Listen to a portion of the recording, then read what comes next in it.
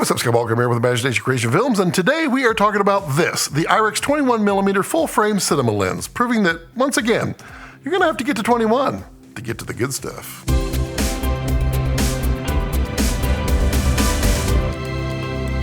So we'll jump into the review here in just one sec, but first some housekeeping. Irix did send this lens to me for review, but as always, no money has changed hands, and they have absolutely no say whatsoever on this review, and they don't even get to see it beforehand. So my honest take is, well, what you get.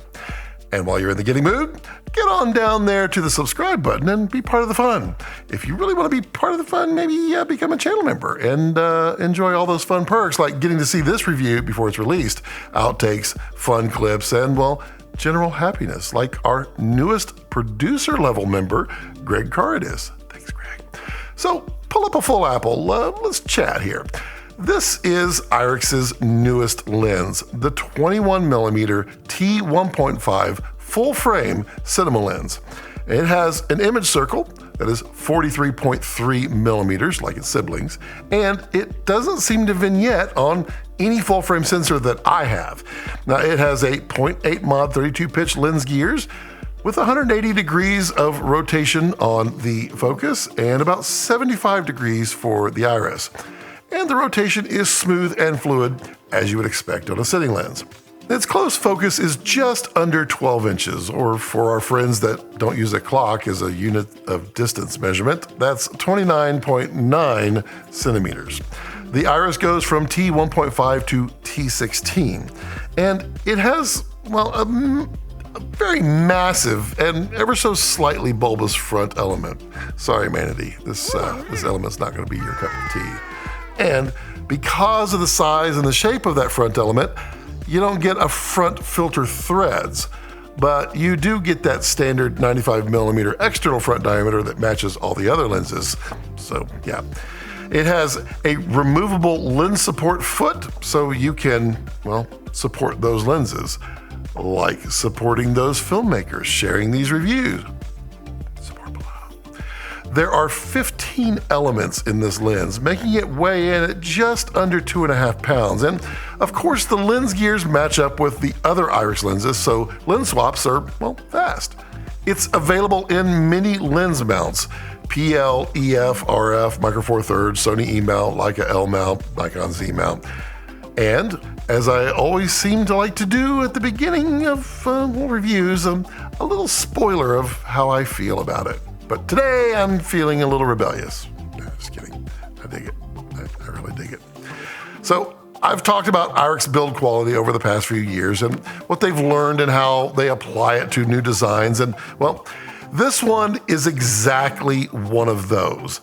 The 45mm is one of their great lenses. They followed it up with the 30mm, which is even better and one of my all-time favorites. And now they've designed the 21. And let me tell you, they've done good. They kept going on that trend of great designs, and, well, this 21 has all of those traits that make it a great lens.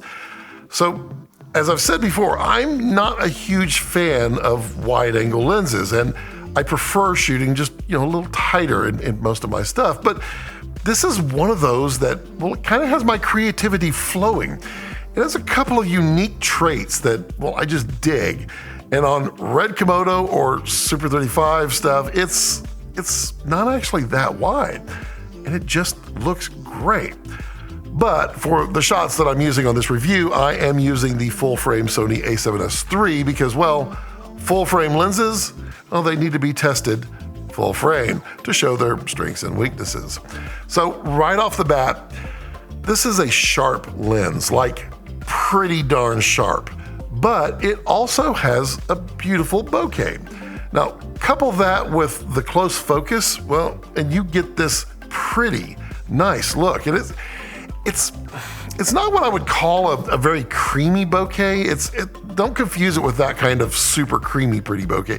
This is more of a fuzzy geometry and cream, if that's a term. Honestly, sounds more like a coffee house band name. Hello, I'm Fuzzy Geometry and Cream. Well, it's a term now. It's fuzzy math. No, I said fuzzy geometry. There's almost no distortion on this lens. It is very clean and sharp, almost all the way to the edge in full frame, with just a little distortion starting to show up there, but it's just on the edge. And overall, it's a very clean lens. Now, flaring on this lens is pretty nice. You get some colorful lens flares from the elements that, aren't too distracting when hit by the sun or bright lights. Bloom is, fairly mild, but can come on really strong when hit just right. Now, I find that bloom is harder to achieve than the flares, and you just kind of have to ride that angle just perfectly so you can use that bloom creatively, but it can be done. Now, chromatic aberration exists, but it's fairly minimal, and like the 30 and the 45, as you push hard into those bright and shadow edges, you can see the CA, but mostly it stays in the background. Wide open is where you're going to notice it the most, but as you close down the iris, it improves nicely, similar to the 30 and the 45. But back to sharpness. I really like how sharp this lens is. I'm really enjoying the looks achieved by Irix on these cinema first lenses. And what I mean by that is, they're designed as cinema lenses first, working on solving all the problems that we face shooting video over a stills shooter. And then once they dial it in, they port it over to the still side, and that's a win-win for everyone. And this 21 with the 30 and the 45 make a great looking set of lenses. I'm honestly looking forward to what they're making next, and I have some high hopes of what it'll be, but we'll just have to see. I'm personally, I would like to see like a 65 millimeter, and maybe a 90, 95. I think that would fit in well with this set. And if it's built like the last three lenses, it's gonna be incredible. So what are the pros and cons of this Irix 21? Pros: it's a sharp, wide-angle, full-frame lens. It has really nice bokeh for a wide-angle lens, and it's really inexpensive for what you're getting. It's an excellent value.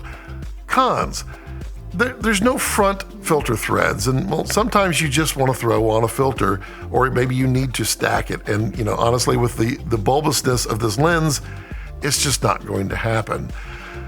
The non-standard focal lengths, it can throw some people off, but it seems to be where Irix lives, so, balance that. I like off-focal lengths myself. I really enjoy the off-focal lengths. I don't know, maybe it's just me.